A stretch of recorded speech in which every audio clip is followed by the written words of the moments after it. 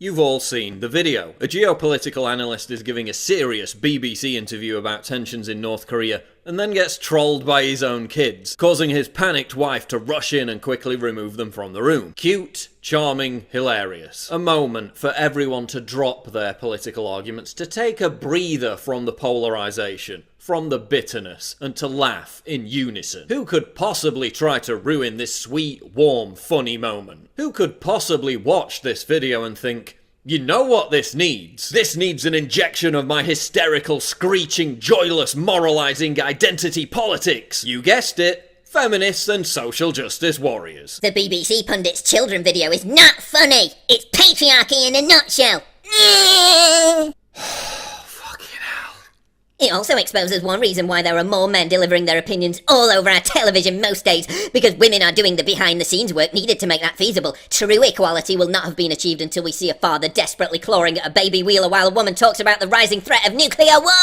Once again, an awareness of the unequal nature of caring labour has ruined a great viral video. The only person ruining this video is you, with your tawdry insistence on making it all about gender roles. Women are better caregivers than men. They have more empathy, they have more patience, they have breasts that produce milk. How is that a bad thing? Biology determines that men and women have different gender roles depending on suitability and skill. It's called science, bitches, and it has more basis in fact than your autistic screeching. But wait, there's more. Look at this disgusting display of child abuse. He lightly puts his hand on his daughter to discourage her from interfering. If a woman had done that, we wouldn't be sharing the video while wiping tears of laughter from our eyes. We'd be knee-deep in a tedious discussion about whether she's a terrible mother and whether her career of courier takes was leading her to ignore the small simple pleasures of watching a child dance like a loon. I truly despair. No, we wouldn't be doing that. We'd still be laughing.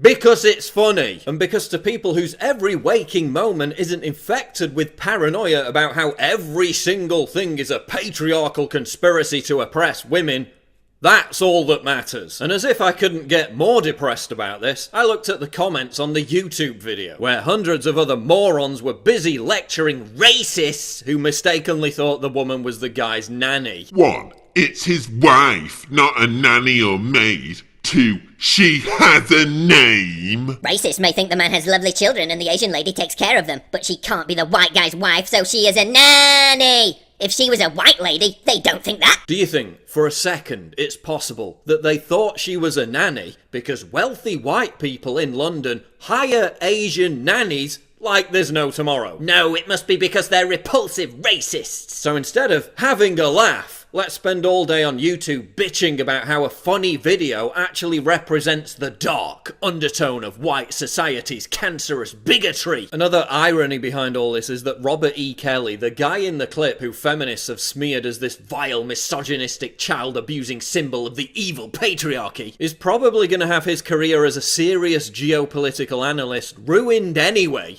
because he's been turned into a living internet meme. Can't we just share one light moment of amusing humanity without you pricks filtering it through the lens of social fucking justice? Can't we just enjoy one brief flash of non-politicized humour without it being shat on by shrieking, miserable, righteously indignant, permanently offended identitarians? Is it any wonder that even in the leftist indoctrination camp that is the United Kingdom, more people see the word feminist as an insult than a compliment? Is it any wonder that only 35% of women in the UK identify as feminists, despite the incessant force-feeding of identity politics via art, culture, television, academia, and media? The term feminist is a pejorative, and who's to blame for that? Stupid fucking feminists. Idiots who think a funny video represents patriarchal oppression, while they parade around in hijabs, an actual symbol of patriarchal oppression. Morons who treat absolutely fucking everything as a validation of their crazed obsession with intersectional feminism. It's not. It's just a funny video. Stop trying to ruin everything by turning it into a social justice issue. For once in your lives, just calm the fuck down and let people have a bit of fun.